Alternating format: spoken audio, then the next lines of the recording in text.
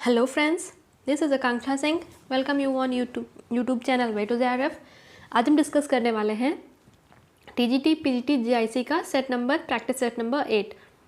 उसके पहले 7 सेट आ चुके हैं, वो ज़रूर आप देखिएगा। और अभी तक जो 7 सेट थे उसमें हमने एवरेज क्वेश्चन सॉल्व किए थे। ये जो सेट है आज 8 के बाद जो भी सेट आने वाला है, इनमें हम थोड़े से हाई लेवल के क्वेश्चन सॉल्व करने वाले हैं। एंड टेलीग्राम चैनल का जो लिंक है वो डिस्क्रिप्शन बॉक्स में दिया है, वहाँ से आप टेलीग्राम चैनल ज्वाइन कर लीजिए, आपको सारे PDF वहाँ पे मिल जाएंगे। एंड वीडियो अगर आपको अच्छी लगे तो लाइक एंड शेयर ज़रूर करिएगा। और अगर अभी तक आपने चैनल सब्सक्राइब नहीं किया है तो चैनल को भी सब्सक्राइब ज़रूर कर लीजिएगा। एंड आप अपने स्कोर साथ में काउंट करते जाइएगा कि आपका स्कोर कितना हुआ है, कितने क्वेश्चन आपके सही हुए हैं, तो वो भी आप ज़रूर बताइएगा कमेंट सेक्शन में। पहला क्वेश्चन है, एनवायरमेंटल प्रोटेक्शन एक्ट या फिर environment protection act was passed in which year. ये एनवायरमेंट प्रोटेक्शन एक्ट जो पर्यावरण सुरक्षा योजना जो एक्ट आया था, पर्यावरण को प्रोटेक्ट करने के लिए जो एक्ट आया था, ये कब आया था? तो ये आया था 1986 में। और 1986 में आया था कंज्यूमर प्रोटेक्शन एक्ट भी 1986 में आया था। तो बताना आपको ये है कि air protection act means air का प्रोटेक्शन एक्ट कब आया था। देखो, इन्वायरमेंट का तो 1986 में आया था, उसके बाद कंज्यूमर प्रोटेक्शन एक्ट भी 1986 में आया था, और एक एक्ट आया था एयर प्रोटेक्शन एक्ट। तो ये एयर प्रोटेक्शन एक्ट हवा को मीन्स शुद्ध रखना या हवा को कैसे भी जो है वो प्रोटेक्ट करके रखना है कि वो अशुद्ध ना हो, या तो ये एयर प्रोटेक्शन एक्ट कब आया था, ये आपको कमेंट सेक्शन में बताना है इसका ईयर। नेक्स्ट क्वेश्चन आता है, retention of knowledge is most effective if he use. जो रिटेंशन है, नॉलेज को हम कैसे ज़्यादा से ज़्यादा रिटेन कर सकते हैं, मीन्स ज़्यादा से ज़्यादा चीज़ें याद रख सकते हैं, तो ये कैसे होता है।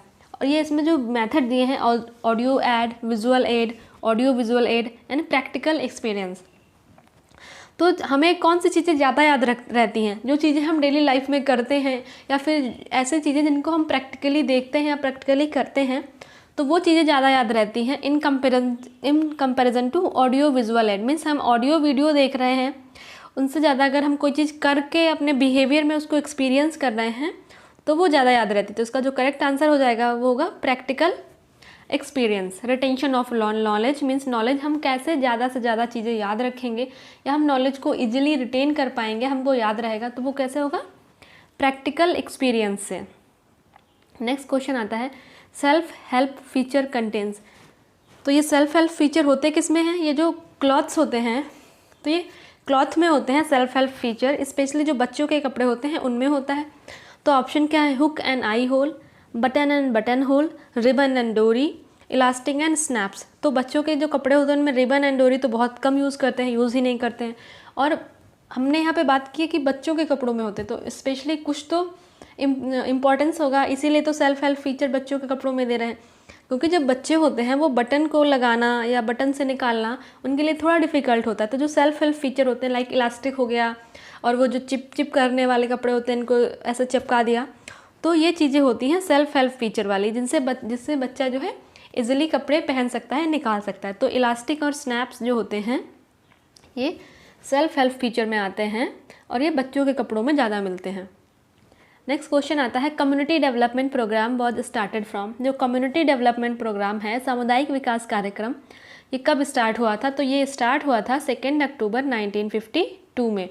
स्टार्ट किया गया था बलवंत राय मेहता कमेटी के द्वारा। फर्स्ट 5 ईयर योजना आई थी, फर्स्ट पंचवर्षीय योजना 5 ईयर प्लान, तो फर्स्ट 5 ईयर प्लान में इसको स्टार्ट किया गया था कम्युनिटी डेवलपमेंट प्रोग्राम को 1952 में। नेक्स्ट क्वेश्चन आता है, eight which stage high amount of protein is required. जो हाई अमाउंट ऑफ प्रोटीन, कौन से स्टेज पे प्रोटीन की रिक्वायरमेंट ज़्यादा होती है? तो हमने कुछ स्टेज पढ़ी, जैसे प्रेगनेंसी एंड लैक्टेशन है, उसके बाद एडल्ट एज है, ठीक है। तो ये कुछ स्टेजेज हैं जहाँ पे न्यूट्रिएंट की रिक्वायरमेंट जो है बहुत ज़्यादा होती है। तो इसमें कौन सी स्टेज है? तो during pregnancy and lactation protein हो गया या कोई भी न्यूट्रिएंट हो गया, ड्यूरिंग प्रेगनेंसी एंड लैक्टेशन सभी न्यूट्रिएंट्स की रिक्वायरमेंट है जो सबसे ज़्यादा होती है, या हाई बोल सकते हैं कि प्रेगनेंसी और लैक्टेशन की स्टेज में जो न्यूट्रिएंट की रिक्वायरमेंट है वो हाई होती है। सो नेक्स्ट क्वेश्चन आता है, जवाहर रोजगार योजना। तो ये जवाहर रोजगार योजना है जो भारत सरकार के द्वारा मीन्स इंडियन गवर्नमेंट के द्वारा कब स्टार्ट की गई थी? तो जो जवाहर रोजगार योजना है ये 1989 में स्टार्ट की गई थी। जवाहर रोजगार योजना भारत सरकार के द्वारा 1989 में स्टार्ट की गई थी। इसमें ये था कि जो बेरोजगार लोग हैं उनको रोजगार प्रोवाइड कराना। अब 1975 में आया था ICDS, ठीक है। 1979 में आया था ट्राइसम में, जहाँ पे जो ग्रामीण युवक थे, जो गांव में रहने वाले बेरोजगार युवक थे, उनको पहले उनको स्किल सिखाना, स्किल प्रोवाइड करना उनके इंटरेस्ट के अकॉर्डिंग, और उसके बाद उसी स्किल के थ्रू वो अपना जो है वो इनकम जनरेट करें। तो ये था ट्राइसम का थीम, ये 1979 में आया था। और हम बात करें 1975 की, तो इसमें आया था ICDS, और जवाहर रोजगार योजना आया था 1989 में। नेक्स्ट क्वेश्चन आता है the prevention of food adulteration act. ये जो prevention of food adulteration act ये कब आया था? तो ये एक्ट आया था 1954 में। ये एक्ट के बारे में मोस्टली बहुत पूछते हैं कई बार, और मोस्टली इसका ईयर ही पूछते हैं कि कब आया था। तो इसको तो आप बिल्कुल ज़रूर याद कर लेना कि prevention of food adulteration act कब आया था। तो 1954 में आया था। इसका ऑब्जेक्टिव क्या था कि जो फूड है उसमें किसी भी तरह की कोई मिलावट ना हो, उसको रोकने के लिए ये अधिनियम आया था, या ये एक्ट आया था कि prevention of food adulteration act. इसको कहीं कहीं शॉर्ट में PFA भी लिख देते हैं। तो PFA 1954 में आया था, means prevention of food adulteration act 1954 में आया था।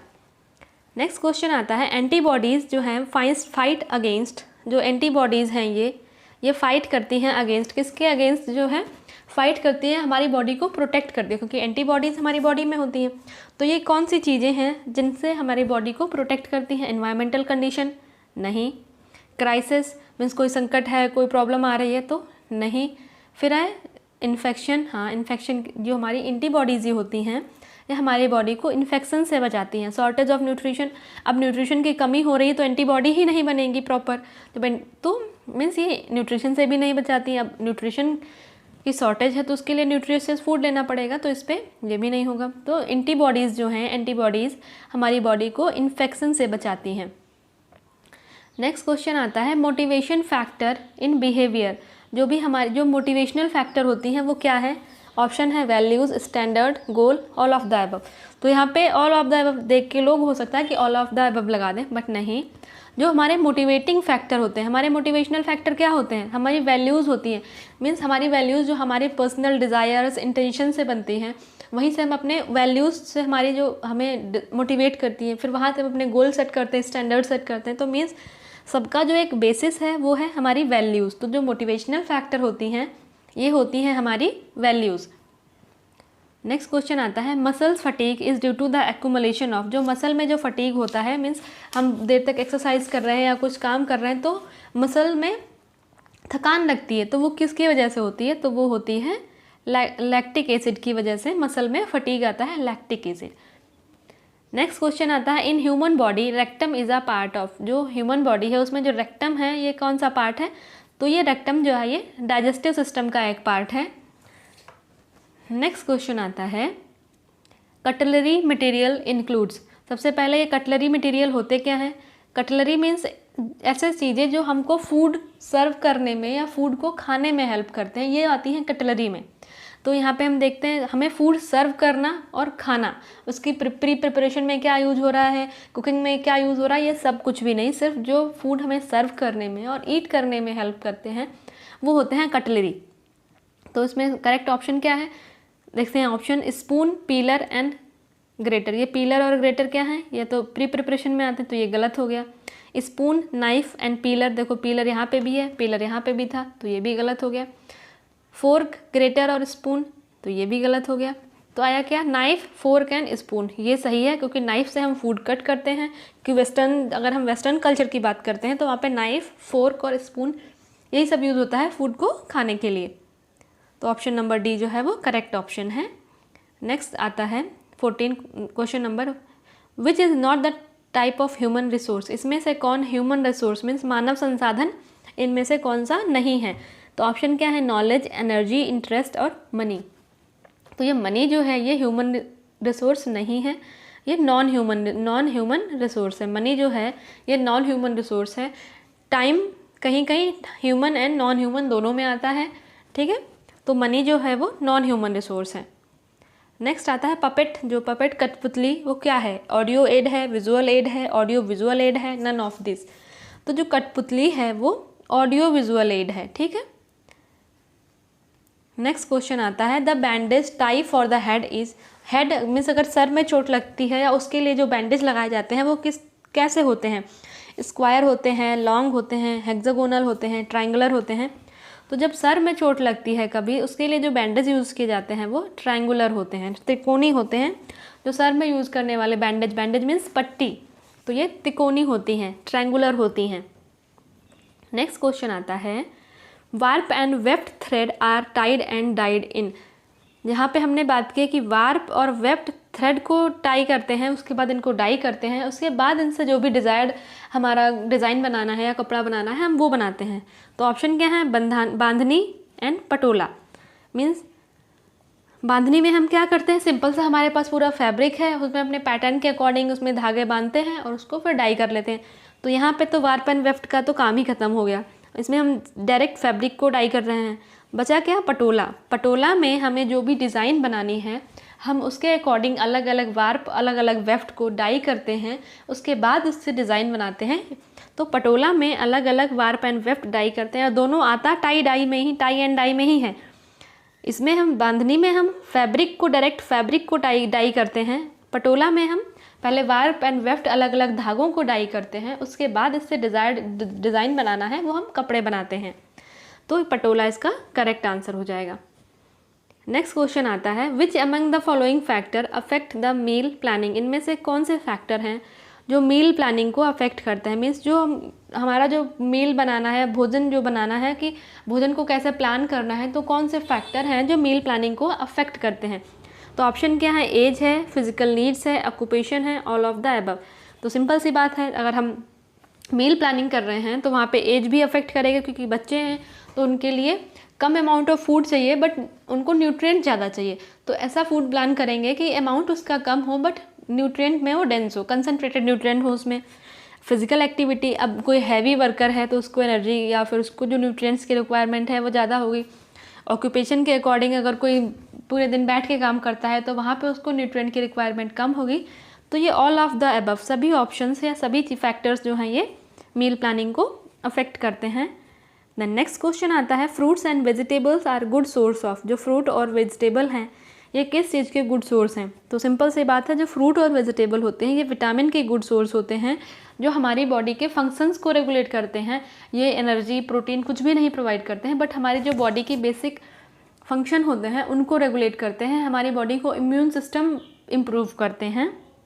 तो इसलिए विटामिन्स को हम रेगुलेटरी फैक्टर्स भी बोलते हैं। नेक्स्ट क्वेश्चन आता है ग्लेजिंग गिवन बाय। ग्लेजिंग जो एक फिनिश है ये कैसे की जाती है? ऑप्शन क्या है? Napping, sizing, gum and starch, none of the above. तो जो ग्लेजिंग है वो गम एंड स्टार्च, जहाँ पे गोंद और स्टार्च को यूज़ करके जो फिनिशिंग की जाती है उसको हम ग्लेजिंग बोलते हैं। नैपिंग जो ये रोएदार कपड़े होते हैं या फिर जो जैसे हम बोलते हैं कि फर, जिनके ऊपर फर लगे होते हैं उनको हम बोलते हैं नैपिंग। नेक्स्ट क्वेश्चन आता है the book language and thought of the child is written by. जो book language and thought of the child is written by, देखो यहाँ पे दिया है, कई सारे ऑप्शन दिए हैं, टाइडमैन, पियाजे, डार्विन एंड प्रेयर। तो यहाँ ये हमारा क्वेश्चन किससे रिलेटेड है? CD से, चाइल्ड डेवलपमेंट से। अब आप चाइल्ड डेवलपमेंट में देखो कि आपने कौन कौन से राइटर्स के नाम पढ़े हैं। तो सिंपल सी बात है, क्योंकि अगर क्वेश्चन आएगा तो वो हमारे सिलेबस से ही आएगा। तो आपको थोड़ा सा यहाँ पे ऑप्शन एलिमिनेशन यूज़ करना है या थोड़ा सा रिमाइंड करना है कि हमने कौन कौन से ऑथर्स को पढ़ा है CD में। तो इनके जो करेक्ट आंसर है वो है पियाजे। पियाजे ने बुक लिखी है language and thought of the child. And अगर वीडियो आपको अच्छा लगा हो तो लाइक एंड शेयर जरूर करिएगा। और आज के क्वेश्चंस का स्टैंडर्ड कैसा था ये भी आप आंसर करके ज़रूर बताइएगा कमेंट सेक्शन में। एंड क्वेश्चन था कि एयर प्रोटेक्शन एक्ट, ये एयर प्रोटेक्शन एक्ट कब आया था? तो इसका भी आंसर आपको कमेंट सेक्शन में देना है। एंड अगर अभी तक आपने चैनल सब्सक्राइब नहीं किया है तो चैनल को भी सब्सक्राइब जरूर कर लीजिएगा। एंड मिलते हैं नेक्स्ट वीडियो में, तब तक के लिए wish you all the very best, good luck, bye bye.